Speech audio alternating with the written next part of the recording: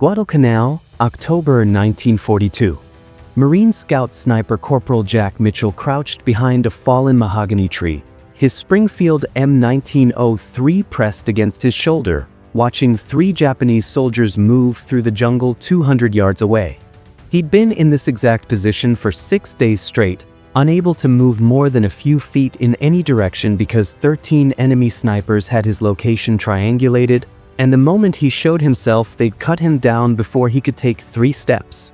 His hands were steady on the rifle, his breathing controlled, but sweat ran down his face in rivers because the temperature was over 90 degrees and the humidity made it feel like breathing underwater. He squeezed the trigger. Springfield kicked against his shoulder. One of the Japanese soldiers dropped. Then everything went wrong. A bullet slammed into his rifle with a sound like a church bell getting hit with a sledgehammer. The scope exploded into fragments of glass and metal that sliced across his cheek. The wooden stock cracked straight through near the trigger guard, and Mitchell was suddenly holding a completely useless weapon that wouldn't fire, wouldn't aim, and was now just an expensive club. For 3 seconds, he just stared at the destroyed rifle in his hands, trying to understand what had just happened. A Japanese sniper had hit his scope from 400 yards away. That wasn't luck. That was skill. That was a message. They knew exactly where he was. They'd been watching him, and now they were telling him he was already dead. Quick thing before we continue. Hit subscribe if you want more incredible WW2 stories like this because we're building something special here, and you'll want to be part of it. Mitchell had killed 43 Japanese soldiers in the 6 weeks since landing on Guadalcanal, and now the enemy had sent 13 of their best snipers specifically to hunt him down, and his rifle was destroyed, and he was 400 yards behind enemy lines with no way to fight back. This is the story of how a desperate Marine improvised the most unlikely weapon in World War II and turned the hunters into the hunted using their own dead officer's scope. The situation was impossible from the start. Mitchell had been sent forward 6 days earlier on what was supposed to be a simple reconnaissance mission: slip through the Japanese lines, locate their artillery positions, mark them on a map, and get back before dawn.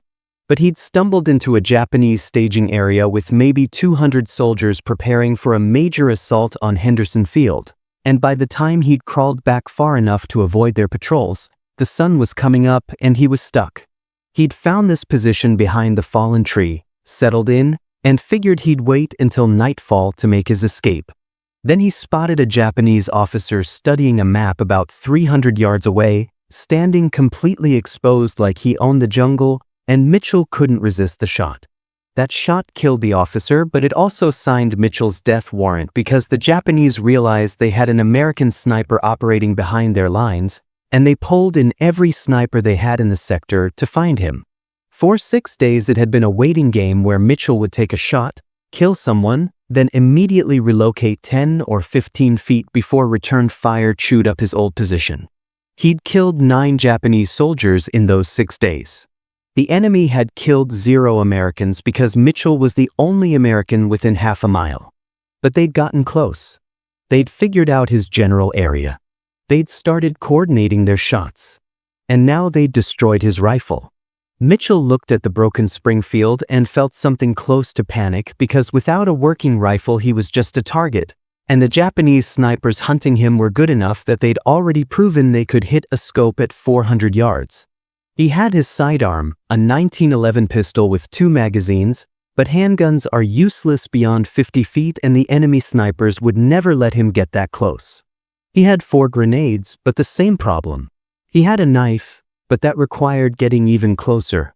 The only way out was to somehow make it back to American lines, which meant crossing 400 yards of jungle while 13 Japanese snipers watched for any movement, and he'd be visible the entire way because there was no cover thick enough to hide a man moving in daylight. Then he remembered the Japanese officer he'd shot on day 1.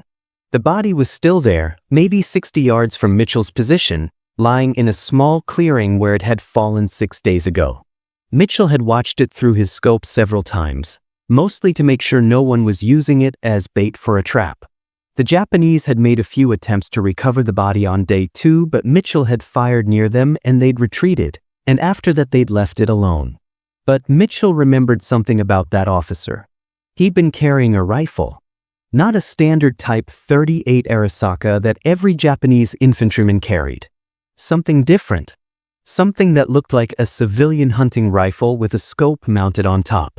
It was completely insane to crawl 60 yards through enemy territory toward a dead body while 13 snipers were actively hunting for him, but Mitchell was out of options, and doing nothing meant dying slowly from dehydration or getting shot the moment he tried to move. So he started crawling. He left the broken Springfield behind because it was useless weight, kept his pistol and grenades, and began the slowest movement of his entire life, pulling himself forward 6 inches at a time using his elbows and knees, staying flat against the jungle floor, pausing for minutes between each tiny advance to make sure no one was watching. It took him 3 hours to crawl 60 yards. The Japanese officer had been dead for 6 days in 90-degree heat, and the smell was unbelievable, but Mitchell forced himself to focus on the rifle because that was his only chance. It was definitely a civilian hunting rifle, an Arisaka Type 38 action, but customized with a beautiful wooden stock that had intricate carved patterns along the grip, and mounted on top was a scope that made Mitchell's destroyed American optic look like a toy. The scope was German, a Zeiss with incredibly clear glass that probably cost more than Mitchell made in a year, the kind of high-end hunting optic that rich sportsmen used before the war for shooting deer in the mountains of Hokkaido. Japanese officers often brought personal weapons to war, family heirlooms, or expensive custom rifles that showed their status. And this officer had clearly been a wealthy man who took his hunting seriously. Mitchell grabbed the rifle and crawled away from the body as fast as he dared, dragging the weapon with him back toward his position behind the fallen tree. When he got there and finally examined the rifle properly, his hope started to fade because the Japanese scope couldn't just mount onto his broken Springfield. The mounting system was completely different. The eye relief was wrong. The adjustment turrets had Japanese markings he couldn't read. But then he looked at his Springfield again and realized the stock was cracked, but the action still worked. The barrel was fine, and if he could somehow attach the Japanese scope to his American rifle, he'd at least have a weapon that could shoot. He spent the next 2 hours building the most improvised rifle scope mount in military history, using paracord from his gear, electrical tape from his field kit, and small pieces of wood that he carved with his knife to use as shims. He lashed the Japanese scope onto the Springfield's receiver, wrapping paracord around and around to hold it steady, then used the tape to secure everything and the wooden shims to adjust the angle so the scope actually pointed where the barrel pointed. The whole thing looked absolutely ridiculous, like something a child would build playing war in the backyard, and Mitchell had zero confidence it would actually work. The scope sat too high because of the improvised mounting. The eye relief was wrong, so he had to shift his entire shooting position forward. The adjustment turrets had Japanese characters instead of English, clicks that seemed to move in different increments than American scopes, and he had no idea how to zero the optic properly. But when he looked through the scope at a tree trunk 80 yards away, the glass was so clear and the magnification so good that he could count the individual beetles crawling on the bark. The Zeiss optic was better than anything the US military issued to snipers. If Mitchell could figure out how to use it, he'd actually have an advantage. He spent the rest of that day teaching himself the scope through trial and error, firing single shots at trees and rocks at different distances, adjusting the turrets by feel, figuring out that one click on the Japanese scope seemed to equal about half a click on American optics, learning the holdover points for 200 yards, 300 yards, 400 yards. He burned through precious ammunition doing this, but he had no choice because going into a sniper fight with a scope he didn't understand would get him killed. By the time the sun started setting, he'd figured out the basics, and more importantly, he'd realized something tactical that changed everything. The Japanese officer's rifle had a distinctive sound. The Arisaka action was different from American Springfields, and the barrel length created a specific crack that was recognizable if you knew what to listen for. Mitchell had heard that same sound dozens of times over the past week coming from Japanese positions. It was the sound of their officers shooting, the sound of authority and command. And now Mitchell was going to use that sound against them. The next morning he started hunting. He'd identified 3 Japanese sniper positions over the past week by watching muzzle flashes and tracking bullet impacts, and now he used the incredible clarity of the German scope to glass those positions until he found targets. The first sniper was in a tree 430 yards away, barely visible through the foliage, just a shadow that moved slightly when he adjusted his position. Mitchell compensated for the distance using his newly learned holdover points, controlled his breathing, squeezed the trigger, and felt the Arasaka kick against his shoulder. Through the scope, he watched the Japanese sniper fall from the tree. Immediately, every Japanese position in the area erupted with gunfire, but they were shooting at where Mitchell used to be, at his old position from yesterday, because they'd heard the shot but hadn't seen the muzzle flash. Mitchell had already moved. But more importantly, the Japanese had heard the distinctive sound of their officer's rifle, and Mitchell could see the confusion in how they moved, how they hesitated, how some of them looked toward where their officer's body still lay in the clearing. They were trying to understand how their dead commander's weapon was firing. Over the next 4 days, Mitchell systematically hunted down every Japanese sniper in the sector, and each time he killed one, he used a tactic that was pure psychological warfare. He'd crawl to the body under cover of darkness, search it for any identification or personal effects, then leave something from the dead Japanese officer near the new kill.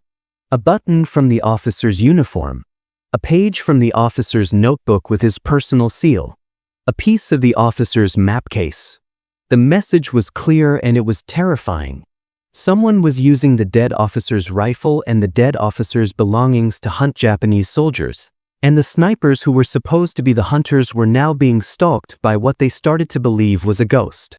Japanese soldiers are trained to be fearless, but they're also deeply superstitious, and the idea of a vengeful spirit using their dead commander's weapon to kill them was more terrifying than facing a normal American sniper. Mitchell exploited this ruthlessly. He'd fire the Arasaka, let them hear that distinctive sound, then leave evidence that their officer's ghost was hunting them. By day 3, the remaining Japanese snipers were making mistakes, breaking position too early, shooting at shadows, abandoning carefully prepared hides because they were convinced something supernatural was stalking them. Mitchell killed the 13th and final sniper on the morning of day 4. The man had been in a spider hole 270 yards away, covered with vegetation and nearly invisible, but he'd panicked when he heard the Arasaka's distinctive crack echoing through the jungle, and he'd shifted position just enough for Mitchell to see movement through the incredible German optic. One shot. The sniper hunt was over. That afternoon, Mitchell finally made his move back to American lines, crawling and running in short bursts, expecting return fire that never came because every Japanese sniper who'd been hunting him was either dead or had abandoned their position in terror.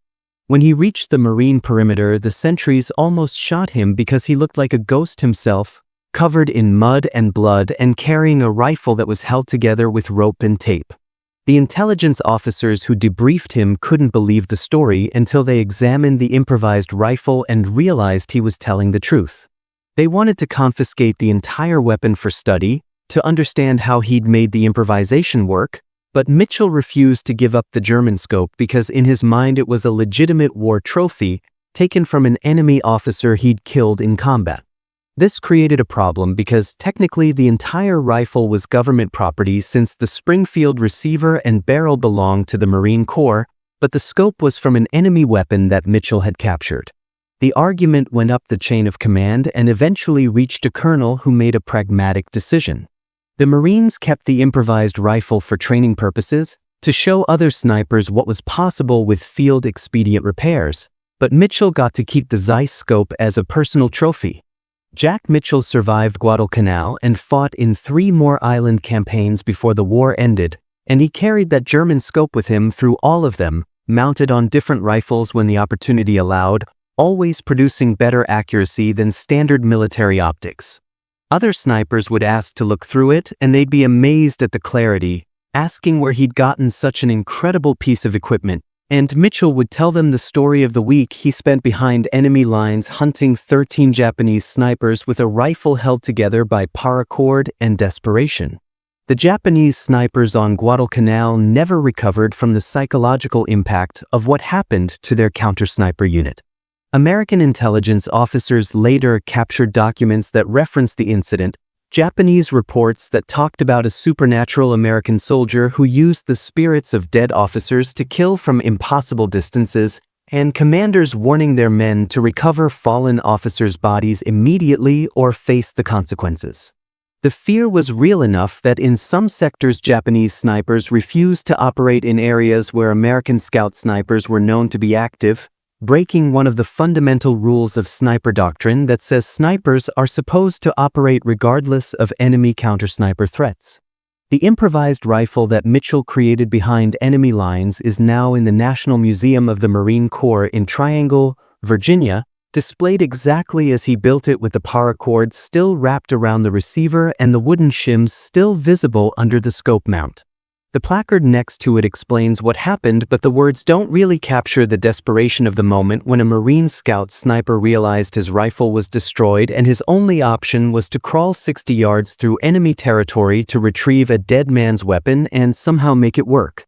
The rifle represents something fundamental about the American approach to war in the Pacific: the ability to adapt and improvise when everything goes wrong, to take enemy equipment and turn it into an advantage, to win fights not just through superior firepower but through creativity and sheer determination. By the end of the Guadalcanal campaign, American snipers had killed over 800 Japanese soldiers in confirmed sniper engagements, but Mitchell's 13 kills in 4 days using an enemy scope mounted on a broken rifle remained one of the most unusual achievements of the entire island campaign. The Japanese had sent their best snipers to hunt one American, 13 against 1, and that one American had killed every single hunter using their own officer's weapon against them. Thanks for watching this story from the WW2 Vault. Next week we're covering the German tank crew that faced a weapon so devastating they abandoned their Tiger and ran. Hit subscribe so you don't miss it, and let us know in the comments what World War II story you want to hear next.